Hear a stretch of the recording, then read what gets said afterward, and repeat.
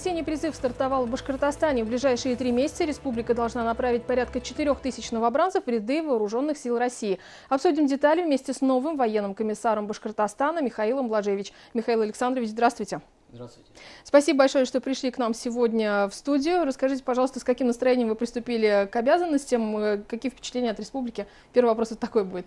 Ну, конечно, настрой боевой, как говорится, у нас в армии. Впечатления о республике только положительные. Я в республике первый раз. До этого все места прохождения службы были в стороне от нашей республики.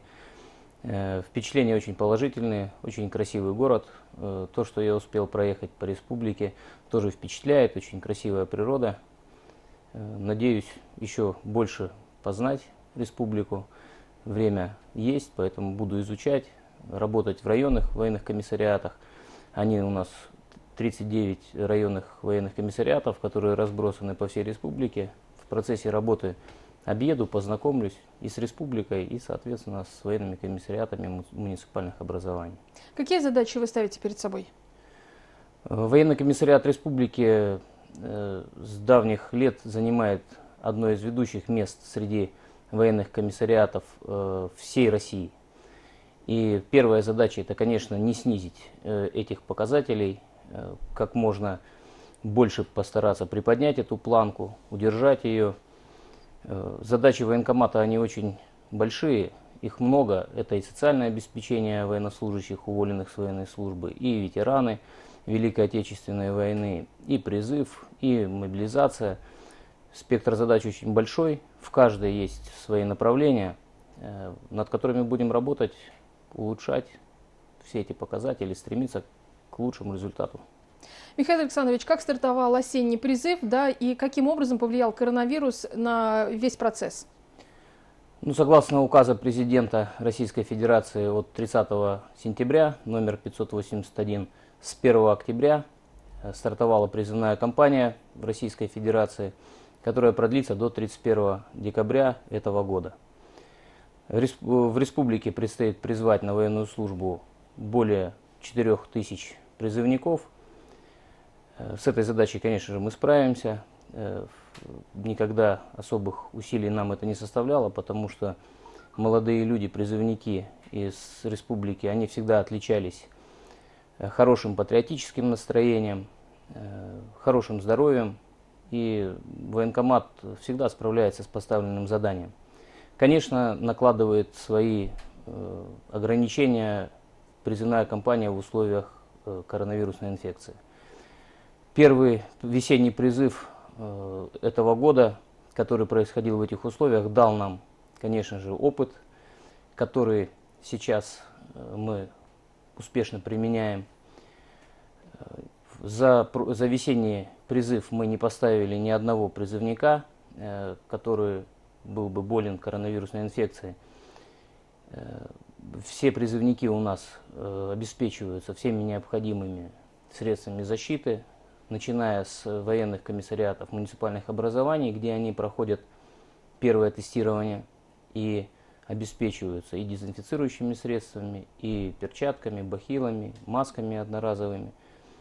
Также при прибытии на сборный пункт проходит обязательное тестирование. У нас вход на сборный пункт без тестирования ни для работников военкомата, ни для призывников он невозможен. Поэтому тестирование, опять же, обеспечение всеми средствами защиты, маски, бахилы, перчатки. И, соответственно, обработка всех помещений постоянно. Обрабатываются помещения как дезинфицирующими средствами, так и с помощью ламп, которые у нас имеются в достаточном количестве во всех помещениях, согласно всех норм. Соблюдение социальной дистанции. Ну и, соответственно, при убытии призывников в войска, при отправке они обеспечиваются на весь путь следования также масками, перчатками и дезинфицирующими средствами для рук. Мы отправляем часть призывников воинскими эшелонами, которые формируются у нас здесь.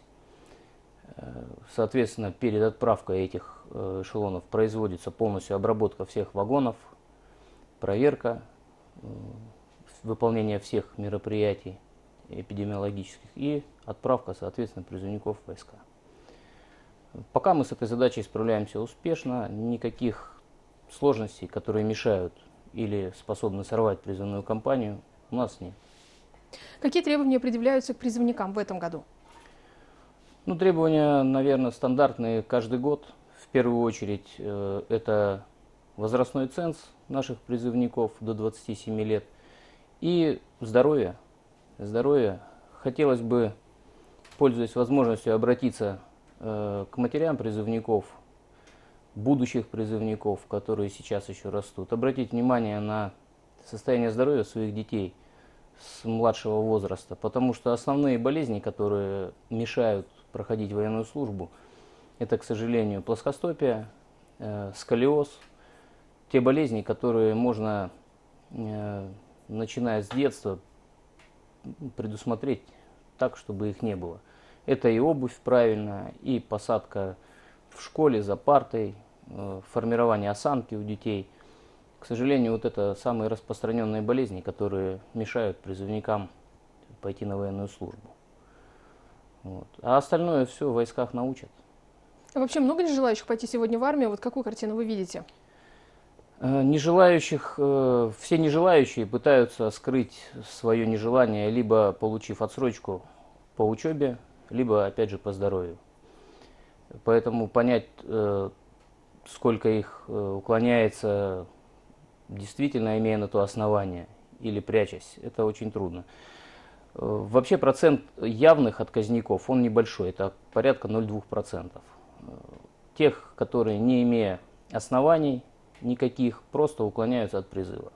Не проживают дома, выезжают за пределы республики, меняют место проживания, не извещая об этом никакие органы миграционной службы, ни военкоматы. Поэтому ищем, находим, вручаем повестки. Но еще раз повторюсь, процент небольшой. У нас в республике сейчас порядка 72 тысяч стоит на учете молодых людей, которые подлежат призыву. Задание у нас чуть более 4 тысяч, с которым мы вполне справляемся, и резерв у нас еще есть. Михаил Александрович, вот до конца декабря еще будет идти призыв осенний, да, ваши рекомендации тем, кто собирается в армию? Ну, моя рекомендация не задерживаться, помнить молодым людям, которые пойдут служить, что чем раньше они придут на военную службу, тем раньше они вернутся домой. Многие пытаются оттянуть какой-то месяц, неделю, отдохнуть, но они не думают о том, что на месяц же, на тот же или на неделю придется позже вернуться домой. Лучше раньше уйти, достойно отслужить, дать свой долг Родине в вооруженных силах и скорее вернуться домой. Ну, заняться, конечно, подготовкой себя к службе, где-то, может быть, что-то почитать, изучить. Положение в вооруженных силах на данный момент не представляет из себя ничего страшного, как было раньше. Неуставные взаимоотношения практически искоренены в вооруженных силах. Срок службы год, бояться нечего, надо смело идти и потом со спокойной душой продолжать свою жизнь, строить ее. Изменил ли коронавирус работу военкоматов? Ну, конечно же, да. У нас Каким образом? очень жесткие условия по нахождению на территории военкоматов, по проходу на рабочие места. Это и тестирование работников мы производим раз в 10 дней, и, соответственно, масочный режим, социальная дистанция. Все эти у нас мероприятия соблюдаются. Наша задача в первую очередь сберечь, конечно, призывников, которые придут к нам.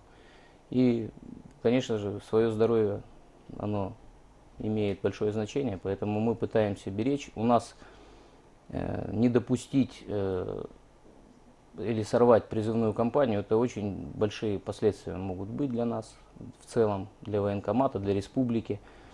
Вот, нам этого никак допустить нельзя. Поэтому у нас меры, ну, я даже скажу, пожестче, чем во многих других организациях, которые я посещал в городе. У нас очень строго с этим. И если коротко, альтернативная служба, служба по контракту, вот перспективы нашим телезрителям тоже расскажите, пожалуйста. Я вам скажу, что вот служба по контракту в условиях, опять же, коронавирусной инфекции, она приобрела, наверное, какой-то другой смысл для молодых людей, потому что до недавнего времени, проходя службу в войсках, где я непосредственно сталкивался с военнослужащими по контракту, немножечко не так они ценили эту службу. И для кого-то не составляло труда написать рапорт и уйти.